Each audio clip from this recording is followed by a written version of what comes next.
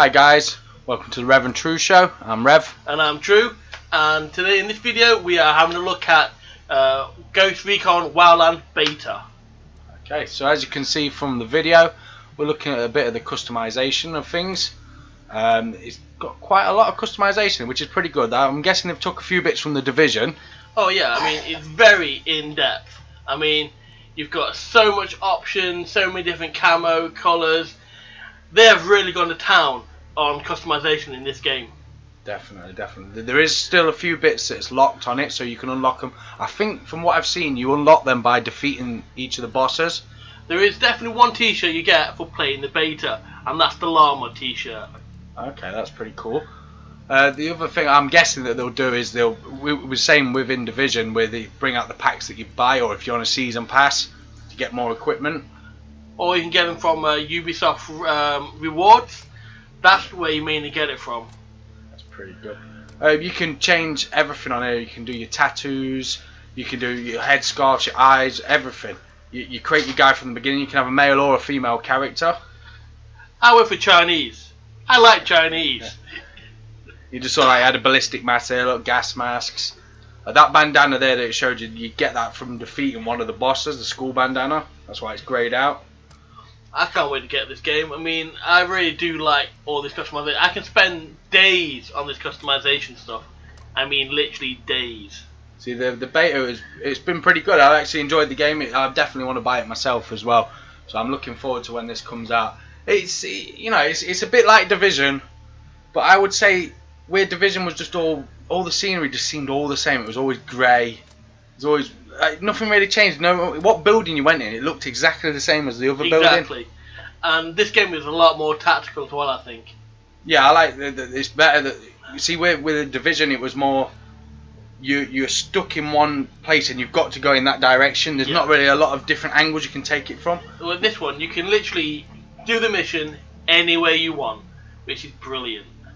See, from what I've gathered from playing it a bit, it does seem a bit like Far Cry and Just Cause and the Division all mixed in together to make this one game. I mean, the only thing I do have a bit of a problem with is the car mechanics, as you just seen. It doesn't seem to just, I don't know, it just doesn't work very well. Nah, yeah, it's very hard to stay on the road. You see, look, it's glitching a bit there, look, where the guys have got out there. Obviously, you know, this is a beta, they may fix some of these issues. I'm hoping so. I mean, look how beautiful the world is though. That is top-notch graphics. The world looks huge. It looks alive. It does. You see pedestrians roaming around, and if you actually hit them, it can actually cause a game over as well, because you know you need all the you need the rebel support. Yeah, the rebel support, so they don't want you killing pedestrians and people like that. You better be a good driver. That's all I say. The world's quite big. It's very big. You know, it takes a while to drive from one side to the other. There's a lot of mountains and things like that. You have to scale and so on to get through. Well, you can fast travel, but to be honest, why would you do that? Because you want to see the game. I mean, look at the effects of the smoke from the car. That looks brilliant. One of the things you just saw in the previous clip there was that you can actually hang out of your window as well with your gun on either side, apart from the driver, obviously. But yeah, look, the smoke on the actual cars, like it literally covers the whole car, which is quite cool. Yeah, they're not getting out that car quick. They're gonna die from smoke inhalation. Well, the bumpers drop off as well. Here's a helicopter. I'll fly. I mean that helicopter looks pretty realistic. Even got guns on it. Most of the vehicles can take up to 4 people. A helicopter can handle 4 people. You can actually kidnap people and put them in the helicopter as a hostage, which is pretty cool. I mean, I can't wait to try that in the real game. Yeah, definitely. Obviously, we've seen on other clips where they've got like a boss and bundled him in a car boot. You can do that as well. On this particular mission, we took on a base. We literally wiped most of the base out to get to this helicopter. Yeah, and we thought, you know what, we're going to chill out and jump out of a helicopter. Yeah, that's the other thing you can do. Look, if you can see on the left hand side, you can turn the lights on as well, like that, and you can actually jump out and parachute. As you can see. You're running, whoa! Wow, that looks so cool. I actually went faster than I thought it would towards the ground. I had to quickly pull out the parachute. But it does. Now this bit feels so good. I can't say how good this game feels. It's not really that buggy. I mean, you have got a few bugs, But most of the aspects, apart from the vehicles, are brilliant. I think obviously with it being a beta, that, you know, obviously that's what the whole point of a beta is, to sort those bugs out. Here's True having a go at trying to drive his motorbike up a hill. Well, I want to see how far I can get, and you know, if it's possible to get to the very top. Unfortunately, it didn't quite go well for me, as you will see. Yeah, I tried to do this in a car on one of the missions. I struggled. I had to actually find a road because it just would not power up the hill on some of the sections. Depends. If you get a Hummer, that'll actually go up the hill. Drive straight up. Yeah. That's a good thing about the car. If you have the power for it, it'll do it. I mean, I can cross the bike here. It definitely does it. Unless, of course, you hit a rock. A lot of the cars, they actually take some damage as well. You actually see the bumpers hang off and things like that. The bright lights break as well. Yeah. Well, this goes really wrong for me. Oh. You survived, that was the main thing. There's a plane that you can have as well. They do like drop missions where you have to pick up cargo and drop cargo off as well. Yeah, still stuff. I mean, I was flying the plane and the mechanics of it were okay. It did feel responsive, so I'm pretty happy about that. But the good thing in regards to this is when you're doing a mission, that's perfect landing. See how close you was coming in there. Oh yeah. You got a bit of smoke there, but you definitely survived. Oh yeah, mission complete. So we got sniping. Now the sniping I actually found on this game is really good, and it's very fun. You know, the most time that is the thing you do. You put the silencer on, and you spend a lot of time sniping. And the bullet, when it hits that guy, it's so impactful. It proper hits him hard, and it feels meaty. I don't like the rain though. Need to sort the rain out. Yeah. It's just like splotches on the screen. Yeah, it looks like it's just like frozen onto the screen on the left-hand side there. Yeah. They need to sort that out. I'm guessing. Hopefully they will change that. Yeah. That takes you out of immersion, so they need to sort that out. But that's the other thing that this game does as well. The weather changes, and so it changes from night to day. So you can wait till the night time to do a mission if you prefer to go in the dark, which gives you obviously another massive aspect. Oh yeah. I mean, it's tactical, isn't it? If you want to be stealthy, best time to go is at night. I mean, there's one mission where you can actually take out the power generator and take all the lights, so they can't see you coming. So yeah, I was just waiting for the guys, because the guys are actually very tactical. The enemy they will actually hide for a long time before they actually make a move. So you have to adjust your position to try and get round them, to take them out. Yeah, I mean, this game has got some pretty good AI, although they're not complete idiots. So yeah, I mean, it's alright, I like it. See, on this particular mission, we was trying to get up a hill where there was a hostage to rescue. Yep. So as you can see, look, in the street, look, just above where his crosshair, there's actually people being hanged in the street. We literally killed the whole group, to be fair. See, this is another aspect of the game. Instead of you just sitting back, you can actually be very sneaky. You can switch to your pistol or a machine. Most weapons have a silencer. Yeah, but then again, why do you need a silencer where you can just grab somebody and break their neck? Well, yeah, that's always true. You can take them with you as a hostage and use them and shoot other people with them. That is it. I mean, this mission was quite fun. So yeah, in regards to this part, if you did play the Division, where you had to collect the tools and stuff like that, this has a similar kind of thing where you collect gasoline and stuff like that. You need that to upgrade your skills, so you have to collect them as well, and you earn them in missions as well. Yeah, it helps you with the rebels as well. So yeah, it's definitely something you need to do.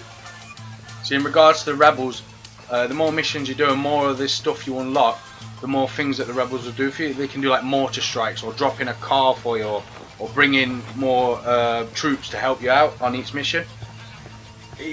When playing the beta, I never actually used that. Obviously, because a lot of the missions on the beta weren't that hard to begin with. You could do them on your own or with the 2 or 3 of us. But I'm hoping like later on in the missions that you might need to actually use the rebels a bit more. Well, if you look at the actual map here, they actually do get a lot harder. You get more harder skulls. Yeah, because they have a difficulty. Yeah. All in the beta are all one skull. Yeah. So I think it is going to be a lot harder. So you will need to use everything that you get given. Yeah, I'm just trying to take this, but we're trying to take the helicopter. Well, in a minute you'll see. Basically, after you kill the guys, I make a I was coming in one direction, and True was coming in the other direction, so it was closing in on the actual enemy. Yes, just to get this mission done. There we go. I'm off with the helicopter. I do not stop. Let me go to fetch the intel. We've got the helicopter. That's all we needed. I like how True's actually left me behind. I've got the documents and he's just left me. I didn't want the helicopter to get damaged because that was a side mission and we wanted to get the points for it. Now this is where you can investigate things. This can help the rebels out. As you can see, it says locate equipment cases, and there's a few of us. He takes a few photos there. And there's that mission done. Found an SB network station. Let's get after it. Now this is the actual skill screen when you press start. You can earn by collecting the different side missions and collecting the oil and stuff like that. You can actually upgrade your weapons and stuff like that, drones and stuff like that. And also, if you basically interrogate all the mini bosses, you'll get skill points, which you will need to level up, as well as getting all the other tokens. So eventually, once you go for there's an epic skill right at the end, which is like, in this case, it's a medic. But yeah, you can pretty much do any. You can get C4, frag grenades, and so on. Mines, which are really good. The mines are really cool. I actually use them. Yeah, they are really good, and they will help out in the long run. This screen here will show you all the bosses, like the bosses, sub-bosses. So it looks like it's a pretty big game.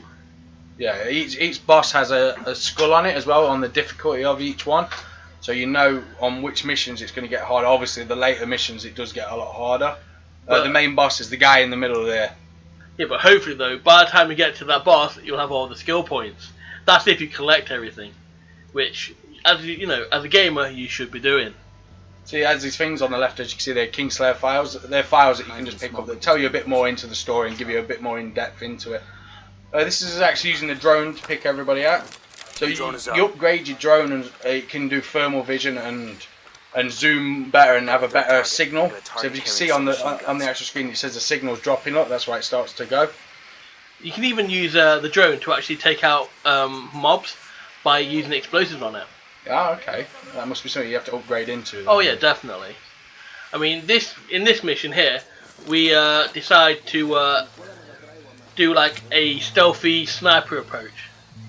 I'm snipering because that's how I like to do my gameplay, and Rev, he's all action, so he's going in for the stealth kills. Yeah, I'm sneaking around the side there because we've already obviously tagged him. We know their movements. But I got preoccupied here with this van. I was curious because it just popped up that I could open the trunk, so I was curious. Oh, alright, I'll have a look inside this trunk. So, well, come on. No, I've got to have a look. I was going to walk away, but no, got to be done. Proper white van man. Somebody just spotted me there, so I had to move away. Yeah, you get like a signal that comes up that obviously closes in, like a red signal. Yeah, like they know you're there. Yeah. They're alert. In regards to the drones, they actually have signal jammers as well. Some of them do in the camps, so to stop your drone in there. So sometimes you can go in there, take the signal jammer out, and then you can use your drone better. And here we go. This is all action, boys. That's 5. That tango's down. See, True takes that guy out. There's one left. So, all over there, bye bye eventually. But that's still good teamwork. And that's what you need to play this game. Teamwork. Now this was the final mission you could do in the beta, so you know, here it's showing you some lock picking. Which I didn't know you could actually do. I didn't know that either until you actually get to the door. You can kick doors open as well in certain places. Yes, you can. Move in. I mean, this is a nice looking room. I mean, except for the stuffed animals, of course. Yeah, there's an alligator there, a leopard. Yeah, have a bit of a nose there. See, you know how the colour schemes are. A bit too red for my liking. See, I switched to my pistol in this bit. Look, I'm carrying both too. Right, you can change the guns out as well in whatever combination you want. You can have an assault rifle with a sniper or a shotgun or so on. There are so many weapons in this game. It's really, really good. I mean, customization as well. It's like, I think, one of the best customizations I've ever seen in the game. Yeah, you can get all different reticles. You can actually change all the paintwork of the weapons. It's got so much stuff to do on there. Oh yeah, it's definitely good. This must be where. So, yeah, we was a bit unsure on what we was coming up against here, so we were sneaking around. We knew that we were near the boss. And you've got to go slow. You don't want to fail at this point, do you? Nah. So we go in, have a look round, and there are 2 people there torturing a guy. One thing I would have said though, when we actually played the beta, we played it on a normal difficulty. For us being a bit more experienced gamers, I think we needed to notch it up to a higher difficulty, definitely. Well, we can say that for the main game. Because to be fair, the main game, we're gonna hit it hard, we're gonna go crazy, and we're gonna do it as you know, best we can on a higher difficulty. Because that's what you guys want to see. That's it. See where we're stacking up ready. Me and True communicating. I told him to go in first while I pressed the button. Yep. And things look good. I was like, yep, I'm in there. Take him out. You know, draw the fire. But what I did not, you know, reckon with was the minigun. Fucking hell! Yeah, and down I go. Yeah, there's one of the bosses actually on the minigun. And there's me unloading and taking him out. Yeah. She was not nice. Definitely not. Yeah, come on, pick me up, please, Rev. Thank you have to heal your characters to get dropped. Obviously, they time out and die. Yuri is down. So yeah, time is of the essence here when you go down. Please get him up as fast as you can. One of the things I'll say about if you're playing it on your own, the AI of your teammates, I don't know, they can be a bit iffy to me. They seem to hang back a little bit, or you'll just see them running out in the open, which may need tweaking a little bit. Yeah, but on the whole though, it's not exactly one of the worst AIs I've ever come Leto across. killed. No, And that was the end of the mission and end of the game. Leto have been terminated. Here's a little blooper for you. Yeah, where our teammate Wicked DNA decides to throw a grenade. Press the wrong button. I was actually looking for a menu screen, not paying attention. And I was sitting there laughing. Oops, there you go. Bye bye, Rev. Frag out. Thanks for watching our video.